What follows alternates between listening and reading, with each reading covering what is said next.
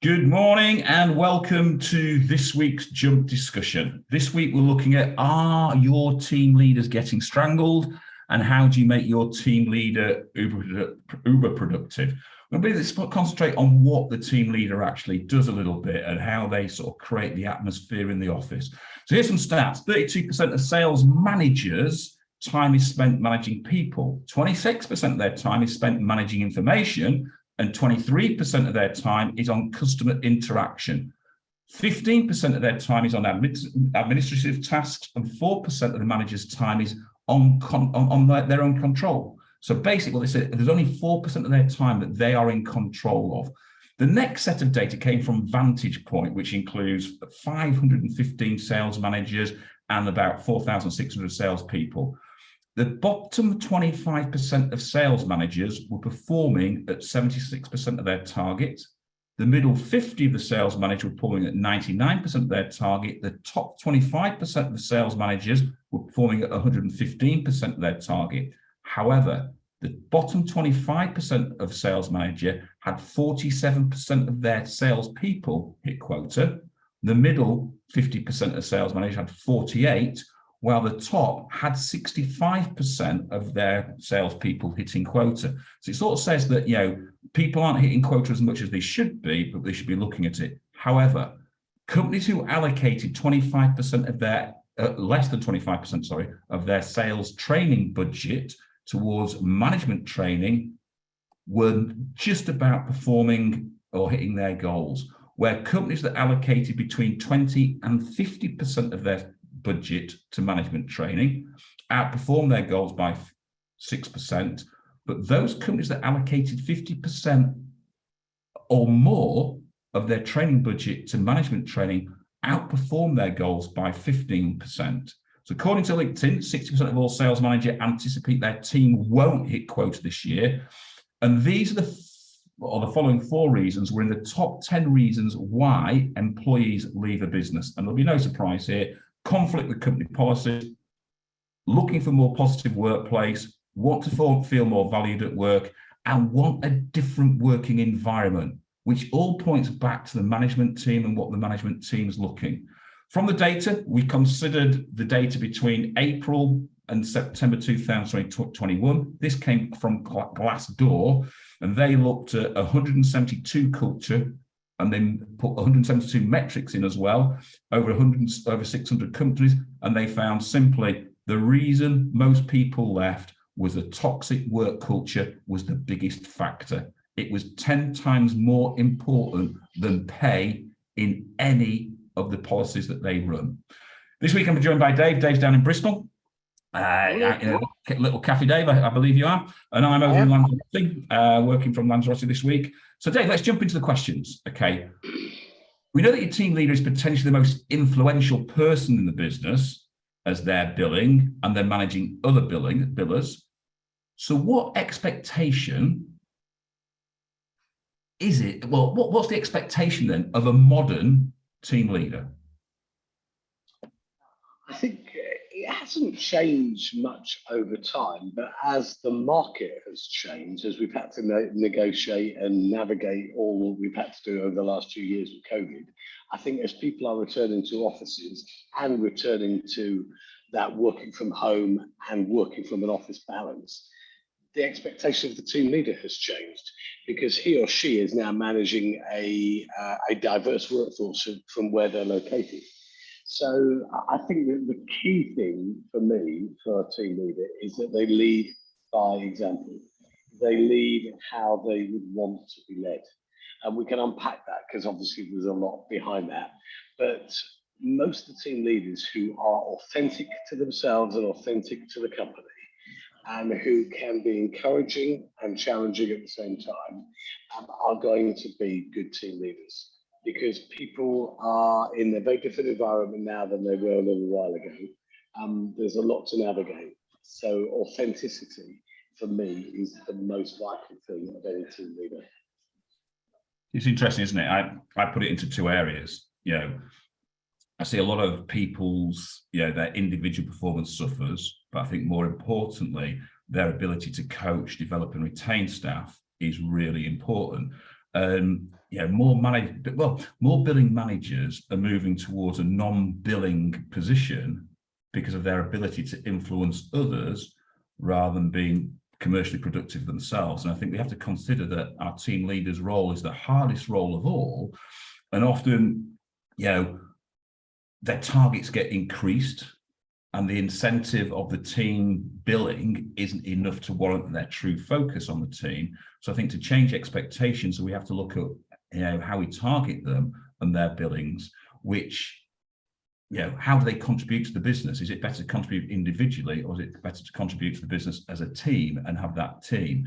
And then we start to look at retention and development of the team, which means it might be, are we promoting the right people? And I think that's what we've got to start to think about. The expectations of our business are really important. Our expectations of our managers are really important.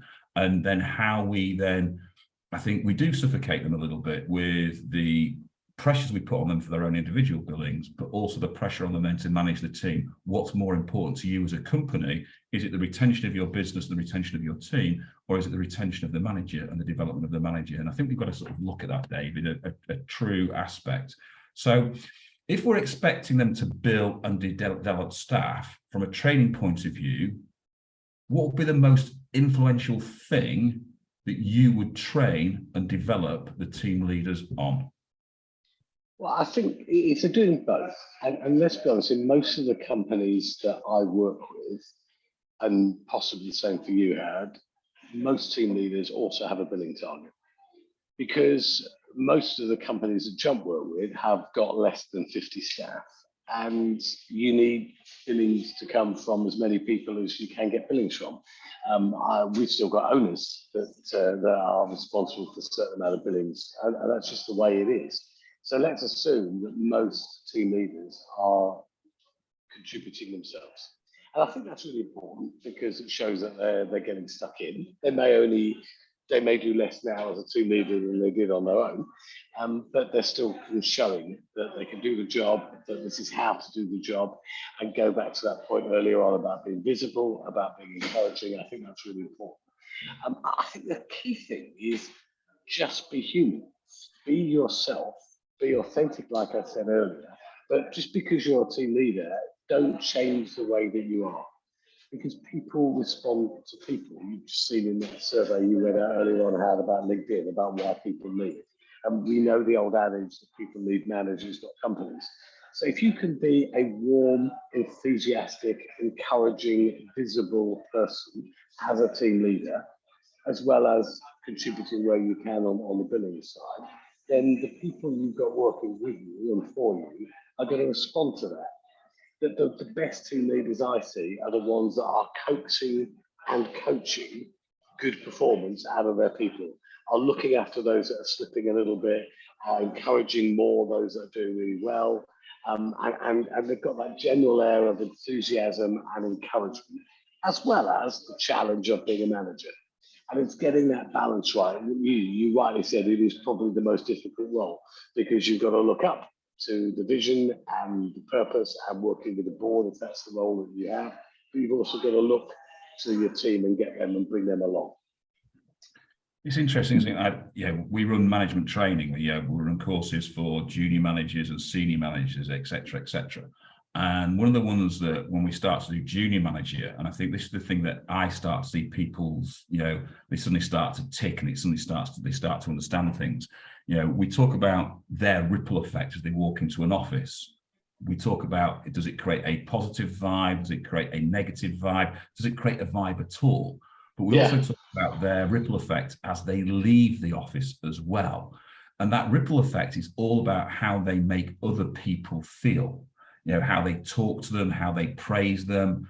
And I've seen some sort of people who move into manager who want to become the focal point of all issues so they can cure all issues and shine.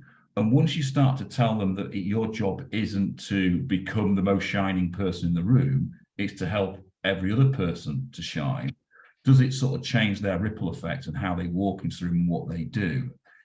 So to me, that part, I think when we start to develop that junior management is all about the empowerment of others. And to me, that's the biggest influence a team leader can have, is how they empower others. Because we know as they walk into that office, it could be a very negative or it could be a very positive sort of effect that they have. And obviously those people that walk in and don't understand what effect they have when they walk into an office. And that's the bit that I tend to find, that people don't realize that when they walk in, that has effect on everybody else. And especially if you're managing those people, it has that effect.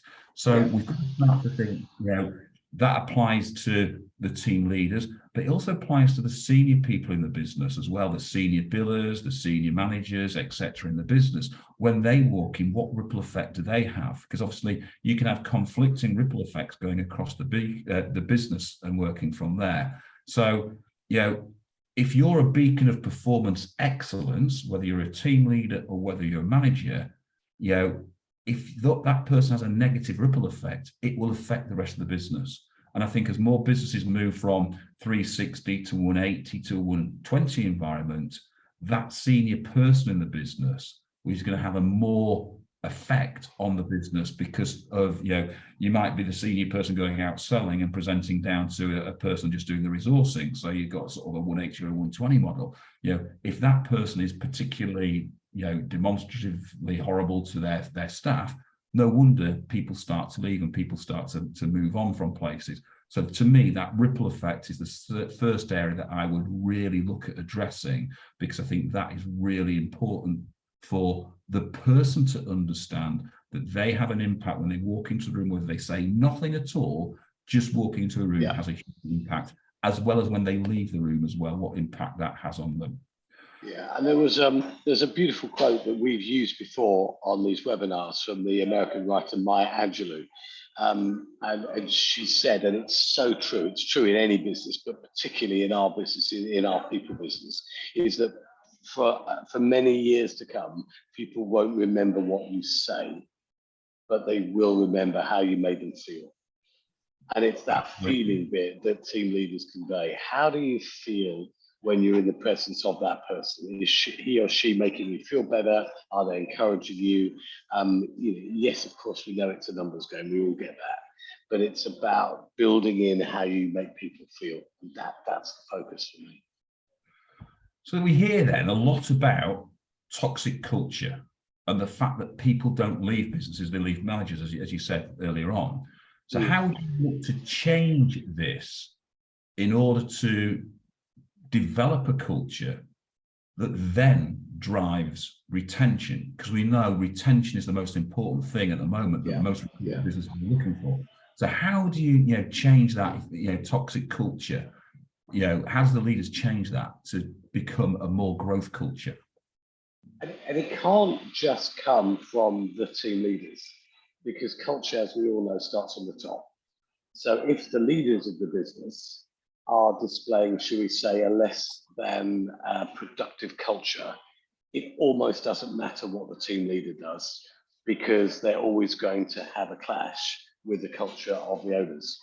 We're fortunate that we don't work with people like that, but we do know in recruitment there are plenty of people like that. So therefore, as long as the culture from the owners is encouraging, is progressive, is modern, is challenging and dynamic and all those good words, then the team leader can tap into that. And he or she should be offered the training and the guidance to display the behaviors that are necessary for the company to grow. For example, I'm still amazed at how many team leaders don't really know the figures and the drivers and the vision and the plans of the owners of the company. They've just been asked, right, off you go. You go and manage those people. You go and lead those people. You've got 5 people. We all want them to be 100%, away you go. But without any sense of context, without any sense of what will this mean to the company if you can get those people to that level?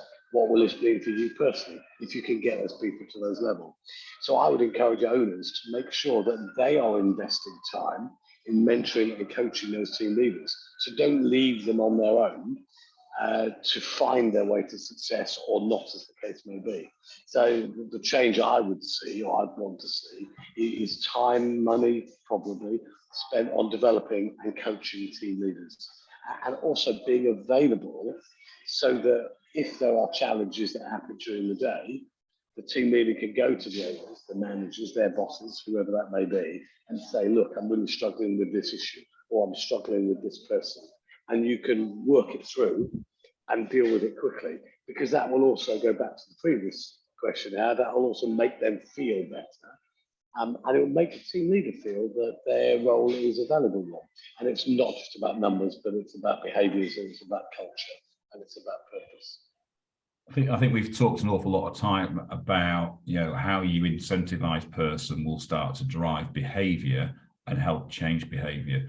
And I think that team leader, when you're stepping into that team leader's role, yes, you should carry a personal target, but do you then bonus that person on the team's performance, even if they're selling, irrespective of the size of the team, or would you bonus them on the team performance and the retention and promotion of the staff that they are managing and developing?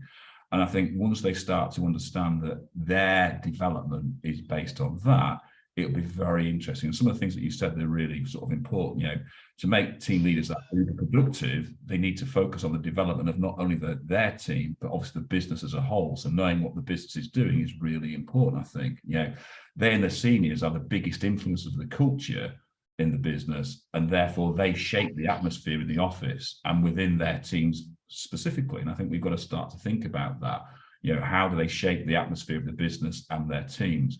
And I think what we're saying is that people need to feel comfortable. They need to feel part of a team. They need to have direction and people guide them along the way, and they need to feel respected. And I think that is part of human nature. And if we start, and I've talked about this sort of human nature sort of view of it before, human nature desires all those sort of things. And how do you look at human nature? It's always like that. But what we've got to start to think is that human nature starts with that guttural fight or flight. So if you start to think about that toxic culture, you've got people who are fighting and flight in flight within that culture. And so if you don't start to change things, then people start to leave. And that's when we start to think that that guttural instinct of any human being is, if they don't feel respect, they're either going to flight or they're going to fight. And that's the challenge that a business has. The team leader has the biggest impact within the business of shaping the culture, and that will increase productivity. And that means the seniors, as you've said, and the team leaders and the junior leaders need to be trained and developed to understand how people or what effect they have on people, to ensure that when they're driving forward, they are taking people with them, not leaving them behind. Because I think that's what a lot of people do. They leave them behind. And this culture of, let me take all your problems and solve all your problems, it isn't what people want. They want to feel empowered to solve their own problems. So that, I always say to the team leader, if you can find out from 1 to 10 what that person knows, if they know 1 to 8, then you only have to train them on 9 and 10. The other two. If they know just number 1, you don't think that person's bad and etc. What you do is you go back and say, right, let's look at my training, let's look at my development and how I'm developing that person, because look at your process first before we look at the person. But that also means that the senior people need to look at the process of their training of their people, because if the team leaders aren't getting people through that first year, second year, third year, then it's the training of that team leader that's at fault. And that to me is the bit. So we can change behavior by changing how we focus their payment, but we can also change behavior by training as well and developing training along the way. So if we looked at poor attrition in a business, and a business fails to get its new starters past year 1, what would you address first and why? And I don't know whether this is just too simple an answer to what is a very good question, but for me, it's exit interviews. I am constantly amazed at how many companies do not do exit interviews. People join and leave, and I often hear people say, oh, they just weren't very good. They didn't hit the target. And they don't spend much time talking to them, analysing, being really open and honest. So we have done some work with a company that had a very, very poor attrition rate, very poor attrition rate. In fact, more people left in 1 year than joined, over the time. But they've managed to get that down and completely swing it around over a period of 3 years, I hasten to add, over a period of 3 years. but partly by spending a lot of time talking to the people that left, including going back to people that had left 18 months previously and saying, you know, you worked for us for 6 months and we never bothered to ask you why you were leaving, but actually we'd like to do a proper exit interview about why you left. Can you just tell us? Yeah. And most of it was about the culture of the place and the people they work for, or the manager they work for. Most of the time, that was the reason. Some of them didn't like recruitment, didn't get it, didn't really understand it. It was a bit of a punt, it didn't work, and that's fine as well. But I would, the one thing I would change is make sure that if you are leading a business now, that anybody that joins you has an interview after 4 weeks to see how things are going. Anybody that leaves you, you spend a proper amount of time really understanding. And I do hear people say, yeah, oh, they're just going to tell you what they think you want to hear. But that depends on how you question them. That depends on what your expectation is, what you want to get out of it. And then do something with that data, because that may pick up a training need for the team leader, for the manager, for the owner, for whatever it may be. It's interesting on that point. When I was at Computer People, obviously we did lots and lots of exit interviews. And what I asked our HR staff to do, which was slightly different, was yes, do the exit interview when people leave. But usually when people leave, there's that raw emotion, there's that raw, you know, negative, whatever it be, etc. But I said, then go back to them 6 months later and have a conversation 6 months later. And we got so much more information from them 6 months later when that had all abated a little bit, etc., etc. But what we then started to find is the issues within the business. And it was quite interesting at that point when we went back to the managers and had a good discussion with the managers in an open debate. All the managers were blaming all the people. And we said, we can't blame the people that have left because they were the right people when we recruited them. Therefore, what we've got to look at is our recruitment process. So we looked to change the recruitment process. We then started to look at the training process and the development process. And we started to develop lots of training programs for managers to help train their staff, but also then start to provide them with loads and loads of training material that enabled their capabilities of training the staff. And we suddenly found that a huge difference. You suddenly saw offices where the manager was really engrossed in the development of the team because they would be doing training every week with their team members. And those managers that were more interested in looking at, you know, look at me, look at how good I am. And what we found was those managers didn't do much training. And their business suffered. And we suddenly found a very different culture where those that were investing in their people had lower attrition and higher performance, and therefore they had more consistency over a longer period of time, where those big billers that had been promoted into managers were carrying on billing and were carrying the team, but their attrition was awful, and therefore they never grew. They stayed almost stable at the time. So to me, that the first thing I'd look at is our processes and how our processes need to change and need to develop, because it's our processes that enable people to sort of move forward and drive that forward. So to me, it's, you know, it is about recruiting the right people, but then it's about also promoting the right people into the right areas. So promoting the right person into that management desk in the first place is important. And then training them and developing them to sort of do what we keep talking about is of equal importance. But it's, again, it's about that human nature. If I'm empowering a person to develop themselves and develop their team, and they can see what's in it for them, and that's the big question, what's in it for them, and they all can also see where their career path is going, then more sort of, I think the right word is, they're more confident in their own performance, especially if you allow them to make mistakes and develop those mistakes from there and drive that business in that way. So we place a massive amount of faith, as we keep saying, in our top billers and promote them into leadership positions, generally without any training. So how would you motivate your team leaders to become better at people development? Well, I guess there's a premise there, isn't there, Howard? Because not all good billers make good team leaders. And you often only find that out when you've made that hire or when you've made that promotion. I've had some of my very, very best people down the years who I've made the mistake of giving them that promotion and leading a team, and actually they've come unstuck even with training, even with coaching and development, because what they wanted to do is earn money from their own billings and their own performance. So not everybody has to follow that career path of being a successful biller onto a team leader. There are other things that those sort of people can do and can still contribute positively to the business. But I think it is about training, and most companies are aware of who they think is going to be a future leader within the business. So Jump runs a future leader program, and we're working probably now with at least 20 different people across our client base who one day will become future leaders of those businesses. And it's being the leader, the founder, the CEO of the company, and saying, right, who is it that I want to develop?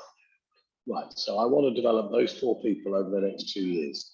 Before you promote them, begin to talk to them, begin to train them about what future leadership can look like. Yeah? So they could still be billing, they could still be, to use that phrase, on the tools, still doing really well, but in a few months' time, in 6 months' time, in a year's time, whatever the time scale will be, you know that they're going to be your future leaders. So start to train them and develop them now or 6 months before, because they then hit the ground running and there's no deterioration in performance, but there's an acceleration in the performance of the rest of the team, because they're ready to manage, they're ready to lead, they're ready to coach, they're ready to coach, you know, all of those different bits that make up a leader. So I would get your training in early. And some people may say, yeah, but I'm not sure whether they should be leaders or not. Well, that's okay. It's worth a few hours a week, however your training plans look like, to develop them and see how they are. It also gives them a taste for, do they want to be leaders? Because they may not want it. You may want them to be, but they may not want that. So I would train them as early as you possibly can. It's interesting, isn't it, that on that question, I've got about 5 companies that I'm doing, long-term management training with at the moment. And I think you're talking of the difference between some of the mentoring and coaching of getting people to that leadership stage, and then the training and development. And I had a business up in Preston, and they put 8 people on their junior management course, none going into management. And it was interesting that, the way we framed it was exactly what you said to the client and to the people on the course. This is about what management will be if you move into management. However, what we're not saying is that you will move into management. You have a choice whether you think it's for you or not. Yeah. And it was the 2 top billers both said after session 4 out of the 6 sessions, they said, these courses have been really, really good. It's properly highlighted to me how I should act as a senior person and a manager in the business. But it's also highlighted to me that I am not that person that would be this developer of people, etc. And I don't think I'm ready to move into management. And both of them are still with the company, obviously, but not looking to move into management because they suddenly had that highlighted to them. But it's interesting when you speak to the MD now, he says, these 2 are probably so much more influential now within the business because of how they're treating other people and how developing other people, because they understand what the management team have to go through. They understand what the process is and how that works. And they're now part of that process rather than just being a big biller in a room, which they can, they don't understand what effect that they have. And therefore, what you're saying is train them before you promote them is absolutely positive. But I always think that highlight in their reviews how they're making people feel. So all the way through reviews, we've talked about, recruit the right people, recruit people on the behaviors of your business, etc., etc. But reviews, we tend to only review on sales performance. But if we reviewed on people performance and how you interact with your team, then people start to understand that ripple effect really early, and you can start to change and review that because they might not understand how they make people feel. And that to me is something we can start to train and develop, but do that as part of review systems, part of training systems. So before promotion, it's critical to success if we start to develop.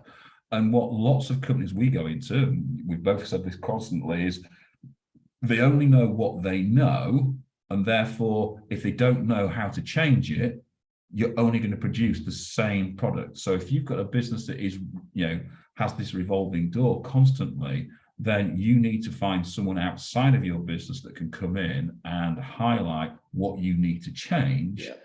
So you can't that. So yes, we can blame the team leaders, we can blame the managers, etc. But initially we have to blame the business and its structure and its processes for not training and developing the person to move into that position before they actually get into that position.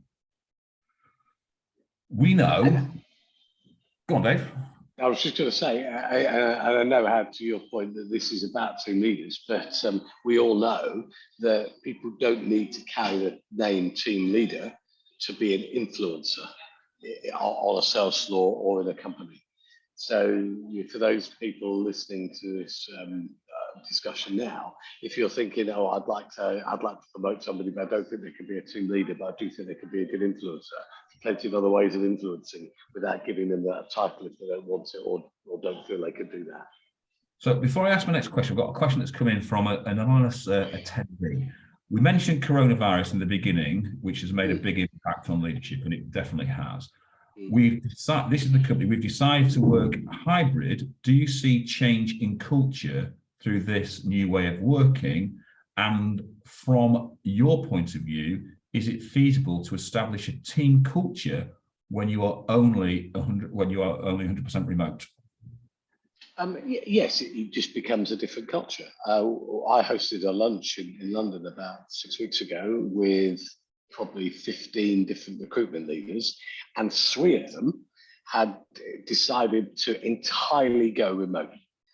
Yeah, different sectors, but they had gone entirely remote, and these were the leaders of these companies, so they were very effusive about the decision that they had taken. But they had said, look, we've got a different culture now. Everything is remote. We meet up on Teams or Zoom, and then once a month we're meeting together in an offsite, but they don't have an office. Yeah? So for them, their culture had changed. And it just became a different culture.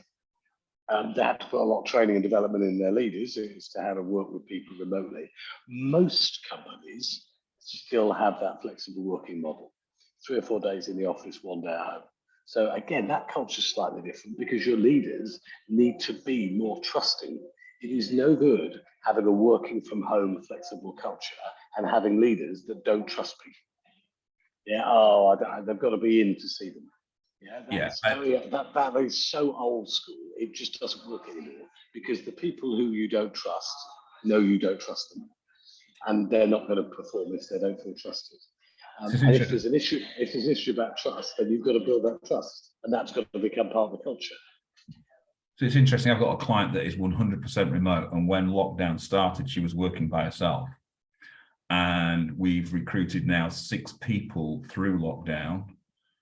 And they're based all over the north of England, and they've created a really strong business culture, and it's all about the communication across the business, and it all started with the type of person you're recruiting, and that bit there that you're saying trust is really important. I saw a post the other day on LinkedIn saying, if people are working from home, would you allow them to go to the gym between 9 and 5 o'clock? And I'm saying, and I didn't answer. But my thought process was, yeah, why not? If they're producing the work and they're doing everything from there, why not? Because I bet they've probably started work at 7:30, 8:15. They're probably finishing work at 6 o'clock.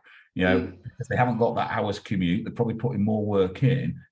It's all about trust, and that goes back to that fight and flight syndrome. If you don't trust somebody, then flight and fight kicks in, and that's what you've got to start to think, that yes, you can create a situation. And if you thought, I mention these 2 companies quite a lot when this question comes in, Avon and Ann Summers. I think Avon's just coming up to 100 years old. Wow. And they've never had an office culture. It's always been work from home, and they have a really high-end sales culture. So does Ann Summers. It has a huge high-end sales culture, but they all work from home. So yes, it is possible to create a culture. It's possible to do that. It's about you as a manager and your leader and what you develop into there. Yeah. We've talked about team leading. It's not an easy job. So in your experience, what would make a team leader uber productive, considering they both have an individual and a team target? So for me, it's about business intelligence and it's about time management. So hopefully, if you've got somebody new into a team leader role or you've got team leaders now, they are business intelligent. They know that what makes a business tick. So clearly performance and profit and all the things that we know about on a spreadsheet, but they know how to get the best out of people to make that matter. So they've got to be business intelligent. Are they learners?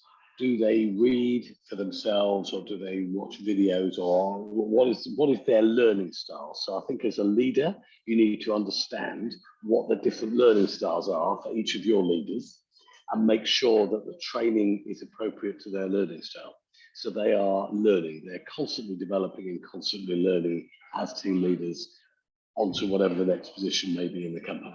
So understand what makes your team leaders tick and provide the appropriate training and development and mentoring for those people. The other bit is what you said at the very beginning in some of the data you gave out. It's about time management. We all have the same amount of time. It's what we do with it. So it just isn't acceptable for a team leader to only have 4% of time available for whatever they are trying to do. They've got to manage that differently. But for some people, they need to understand what is important. Sometimes people go in and make a great big list of things they've got to do during the day, and they go home thinking they've failed if they've only done half the things on the list. Well, is that a list of things that they've got to do? Is that a list of things that actually this is what the business needs you to do this week? Yeah. So it's about understanding that. It's about having the intelligence to understand, well, what's going to get the best for the business this week, this month, and then making sure you've got the right support to do that. And the final thing I would say is for team leaders, make sure you are constantly asking your bosses for support, for development, and that you go to your bosses with, what about this? What about that? And it doesn't have to be a paid thing. There's so much available now online. There's enough, I think, out on our own webinars for people to learn about how to be a better manager, a better leader, a better encourager. There's so much available. They're just got to do it. Some of it's got to be done in their own time, but it's there, and that will make them stronger. It's interesting, isn't it? Yeah, as you said, to me, it's creating time for yourself. And if you're going to be that manager that wants to take all the problems so you can solve all the problems and shine, guess what? You're going to have no time for yourself. You're going to have no time to take your own billings and everything like that. So you need to be able to sort of create. And it's interesting going back to that business up in the Northwest that I'm working with. One of the guys on the course was said, yeah, I don't have time to do that. And I dread, when my staff come across. And I said, well, simple. Ask them, before they get anywhere near you, ask them, how do you think you're going to answer the question you're going to answer me?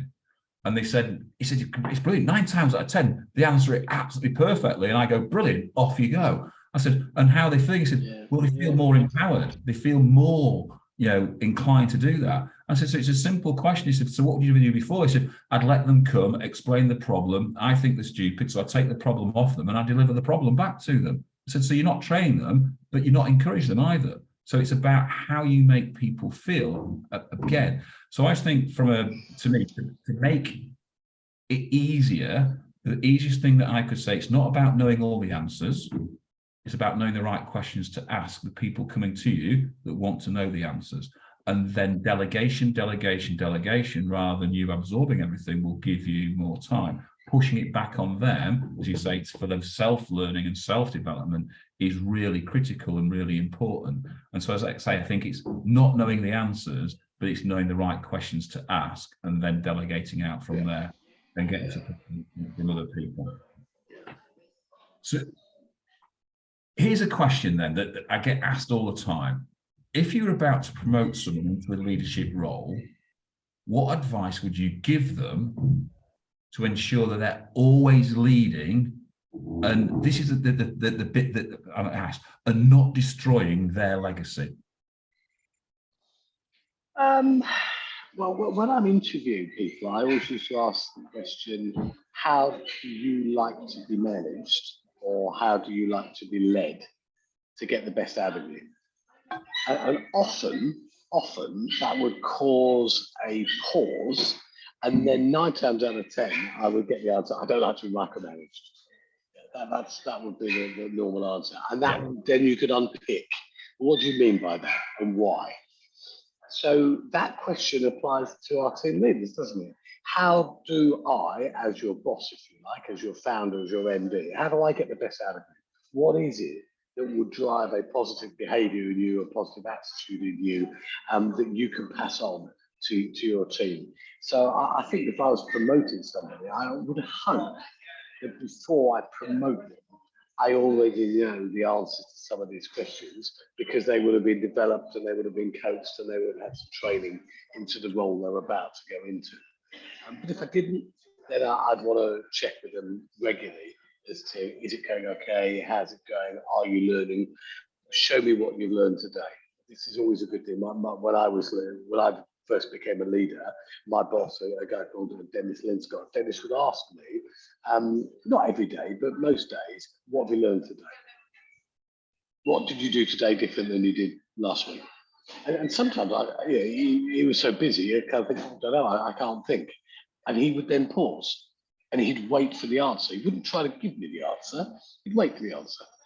And you've got to go back in your mind's eye and think, well, what have I done differently? How have I done it?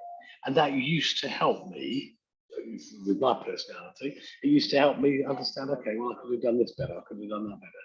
So as founders, as MDs, as people who run our businesses, I think we've got to keep answering and encouraging the people that we've promoted into those roles. I think it's that question, is it? Listen to ask the right question rather than listening just to ask a question is a really important thing. And I always think when we talk about this, and I remember sort of promoting people into sort of leadership roles, etc., everywhere I've been, one of my questions was, what do you think the perception of you as a person is by the people that you're going to manage? And it was a really interesting question, because they suddenly realized, I said, because it's not your perception of your management skills that count, it's their perception of your management skills that count. So when I was sort of my advice would find out and understand what your people think, but also then understand what your people need from you, because that makes a huge effect on performance. And we know attrition and performance is a reflection of the manager, that's good or bad. So if they've got a bad perception, if your team has a bad perception of a person, then the question first and foremost is, are you promoting the right person? But then it's about, then what are you doing way before we get to promotion to try and change that perception, because people might not understand that is what is reality out there, because they don't want to listen to reality, when really that's what it's about. It's not your perception of your management skills, it's their perception of the management skills that work. Yeah.